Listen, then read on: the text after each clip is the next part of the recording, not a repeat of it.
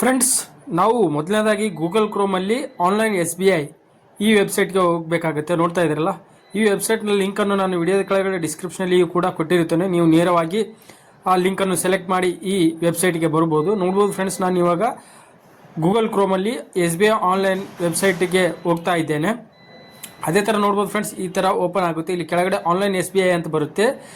ಅದನ್ನು ಸೆಲೆಕ್ಟ್ ಮಾಡಿದ ಮೇಲೆ ಇಲ್ಲಿ ಪರ್ಸನಲ್ ಬ್ಯಾಂಕಿಂಗ್ ಅಂತ ಬರುತ್ತೆ. ಅದನ್ನು ಲಾಗಿನ್ ಕೊಟ್ಟು ಕಂಟಿನ್ಯೂ ಟು ಲಾಗಿನ್ ಅಂತಿದೆಯಲ್ಲ ಫ್ರೆಂಡ್ಸ್, ಅದನ್ನು ಕೊಡಬೇಕಾಗುತ್ತೆ. ಕೊಟ್ಟ ತಕ್ಷಣ ನೋಡ್ಬೋದು ಫ್ರೆಂಡ್, ನಮಗೆ ಈ ಥರ ಸ್ಕ್ರೀನ್ ಬರುತ್ತೆ. ಈ ಥರ ಸ್ಕ್ರೀನ್ ಬಂದು ಇಲ್ಲಿ ಕೆಳಗಡೆ ನೋಡ್ಬೋದು friends, forget user name login password ಅಂತ ಇದೆಯಲ್ಲ ಫ್ರೆಂಡ್ಸ್, ಕಾಣ್ತಾ ಇದೆಯಲ್ಲ, ಅದನ್ನು ಸೆಲೆಕ್ಟ್ ಮಾಡಬೇಕಾಗುತ್ತೆ.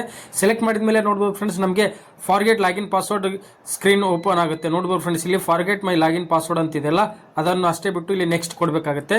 ನೆಕ್ಸ್ಟ್ ಕೊಟ್ಟ ಮೇಲೆ ನೋಡ್ಬೋದು ಫ್ರೆಂಡ್ಸ್, ಇಲ್ಲಿ ನಾವು ಮೊದಲನೇದಾಗಿ ನಮ್ಮ user name, account number, country ಮತ್ತು mobile number, date of birth ಮತ್ತು ಇಲ್ಲಿ ಕ್ಯಾಪ್ಚರ್ ಕೋಡ್ ಹಾಕಿ ಸಬ್ಮಿಟ್ ಕೊಡಬೇಕಾಗುತ್ತೆ.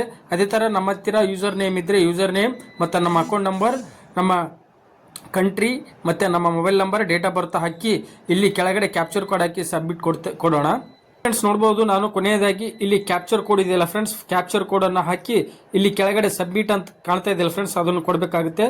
ಬನ್ನಿ ಫ್ರೆಂಡ್ಸ್, ಸಬ್ಮಿಟ್ ಅಂತ ಕೊಡೋಣ. ಕೊಟ್ಟ ಮೇಲೆ ನೋಡ್ಬೋದು ಫ್ರೆಂಡ್ಸ್, ನಮ್ಮ ಖಾತೆಗೆ, ನಮ್ಮ ಬ್ಯಾಂಕ್ ಖಾತೆಗೆ ಯಾವ ಮೊಬೈಲ್ ನಂಬರ್ ಲಿಂಕ್ ಇರುತ್ತೆ ಆ ಮೊಬೈಲ್ಗೆ ಒಂದು OTP ಬರುತ್ತೆ. OTPಯನ್ನು ಇಲ್ಲಿ ಎಂಟ್ರಿ ಮಾಡಿ ಕನ್ಫರ್ಮ್ ಕೊಡಬೇಕಾಗುತ್ತೆ.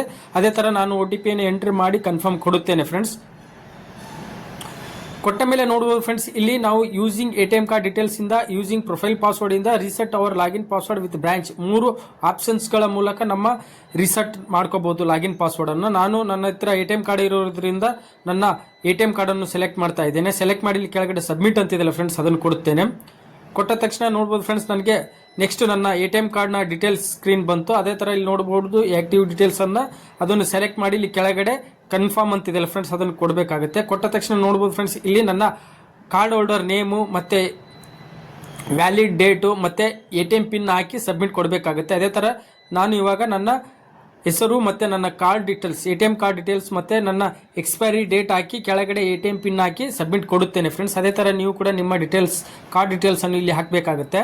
ಫ್ರೆಂಡ್ಸ್, ನೋಡ್ಬೋದು ಇವಾಗ ನಾನು ಕೆಳಗಡೆ ಕ್ಯಾಪ್ಚರ್ ಕೋಡ್ ಹಾಕಿ ಇಲ್ಲಿ ಕೆಳಗಡೆ ಪ್ರೊಸೀಡ್ ಅಂತಿದೆ ಫ್ರೆಂಡ್ಸ್, ಕಾಣ್ತಾ ಇದೆಯಲ್ಲ, ಪ್ರೊಸೀಡ್ ಕೊಡಬೇಕಾಗುತ್ತೆ. ಅದೇ ಥರ ನೋಡ್ಬೋದು ಫ್ರೆಂಡ್ಸ್, ಪ್ರೊಸೀಡ್ ಕೊಟ್ಟ ಮೇಲೆ ನೋಡ್ಬೋದು ಸರ್, ಅವರ debit card validation is successfully, ನನ್ನ ATM ಕಾರ್ಡ್ ವ್ಯಾಲಿಡೇಷನ್ ಸಕ್ಸಸ್ಫುಲಿ ಆಗಿದೆ ಅಂತ ಬರುತ್ತೆ. ಅದೇ ಥರ 1-2 ನಿಮಿಷ ವೇಟ್ ಮಾಡಬೇಕಾಗುತ್ತೆ ಫ್ರೆಂಡ್ಸ್, ನಮಗೆ ರೀಸೆಟ್ ಲಾಗಿನ್ ಪಾಸ್ವರ್ಡ್ ಸ್ಕ್ರೀನ್ ಬರಬೇಕಾದ್ರೆ. ನೋಡ್ಬೋದು ಫ್ರೆಂಡ್ಸ್, ಇಲ್ಲಿ ನಮ್ಮ login password, new login password set ಮಾಡೋಕ್ಕೆ ಒಂದು ಸ್ಕ್ರೀನ್ ಬಂತು. ಅದೇ ಥರ ನೀವು ಕೂಡ ಇಲ್ಲಿ ಲಾಗಿನ್ ಪಾಸ್ವರ್ಡನ್ನು ಸೆಟ್ ಮಾಡ್ಕೋಬೇಕಾಗುತ್ತೆ. SBIನ ಇನೋ ಆ್ಯಪಿನ ಲಾಗಿನ್ ಪಾಸ್ವರ್ಡ್, ಇಲ್ಲಿ ಯಾವ ಲಾಗಿನ್ ಪಾಸ್ವರ್ಡ್ ಹಾಕ್ತಿರೋ ಆ ಲಾಗಿನ್ ಪಾಸ್ವರ್ಡನ್ನು ಸೆಟ್ ಆಗುತ್ತೆ ಫ್ರೆಂಡ್ಸ್. ಅದೇ ಥರ ನೋಡ್ಬೋದು ಫ್ರೆಂಡ್ಸ್, ಈಗ ನನ್ನ ಲಾಗಿನ್ ಪಾಸ್ವರ್ಡ್ ಹಾಕಿ ಸಬ್ಮಿಟ್ ಕೊಟ್ಟಿದ್ದೇನೆ. ಅದೇ ಥರ ನೋಡ್ಬೋದು friends, our login password has been reset successfully. ನೋಡ್ಬೋದು ಫ್ರೆಂಡ್ಸ್, ನನ್ನ ಇನೋ ಆ್ಯಪಿನ ಲಾಗಿನ್ ಪಾಸ್ವರ್ಡ್ ಸಕ್ಸಸ್ಫುಲ್ಲಿಯಾಗಿ ರೀಸೆಟ್ ಆಯಿತು ಫ್ರೆಂಡ್ಸ್. ಓಕೆ ಫ್ರೆಂಡ್ಸ್, ನಿಮಗೆ ಈ ವಿಡಿಯೋ ಇಷ್ಟ ಆಗಿದೆ ಅನ್ಕೋತೀನಿ.